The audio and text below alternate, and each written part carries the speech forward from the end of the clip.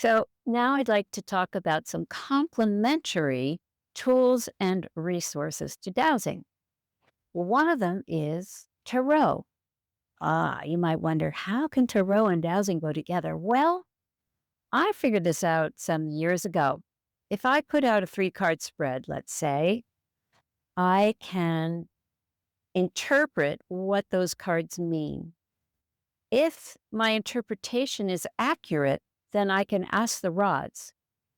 But if I'm not accurate, then the rods can kind of guide me like you would if you're getting hotter, hotter, hotter to the actual meaning of this card. It's fascinating because if I start out saying, "Oh, does this mean that I'm going?" Let's say it's the Tower card. Oh, does this mean that I'm gonna, die? Well, no. It doesn't mean that I'm coming up on a big change, and the rods can come in. Yes. Well, does it mean that it's happening on a physical level, an emotional level, whatever? And the rods will let me know. And I've just found it to be a very beautiful way to enhance the reading of a tarot deck. So that's one thing. Another thing is astrology. We take astrology, and there are so many interpretations to how the stars and planets align that sometimes it can be quite confusing.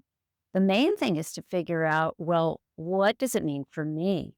Is the setup of the astrology right now happening on a of course it's happening on a global scale, but is that relevant to me in the sense that I need to take some kind of action? And questions like that are really helpful to use the dowsing tool for. It's important to think about astrology in our lives.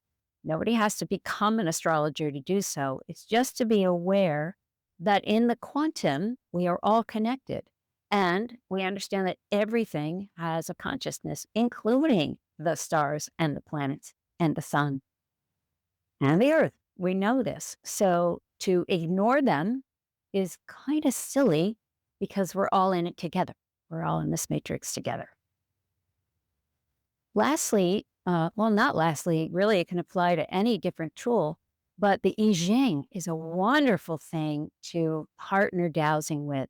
The I Ching fills out the story. So if I douse for an issue and I get a simple yes or no, but I really want more information, the I Ching will fill that in. And between the two uh, techniques, you get a really global understanding of what the answer means.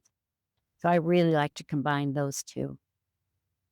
Now, there are wonderful people out there who have done incredible work. I was talking about ley lines before, and there is a field of dowsing called geomancy.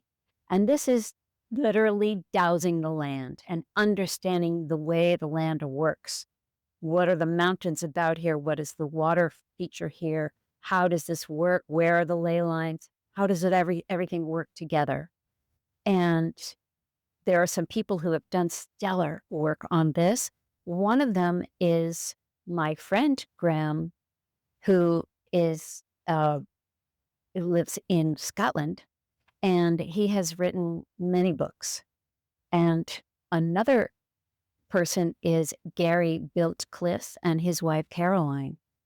So I recommend looking into their books. They're wonderful. I'll give a bibliography of their work at the end of class. I also recommend joining a dowsing community. There is the American Society of Dowsers, which has been around for many decades, and I'm a member of that. And they have a conference every year, usually in June, usually on the East Coast somewhere. But there are dowsing communities all over the place. There are several in California and Vermont, New York, all over. They are beautiful ways to get to know other dowsers and to hear how dowsing techniques have come out of their intuition, things you never would have thought of. And it's very enlightening. I love going to the dowsing conference because I learn so much about how people have sort of developed their own techniques. So I highly recommend that.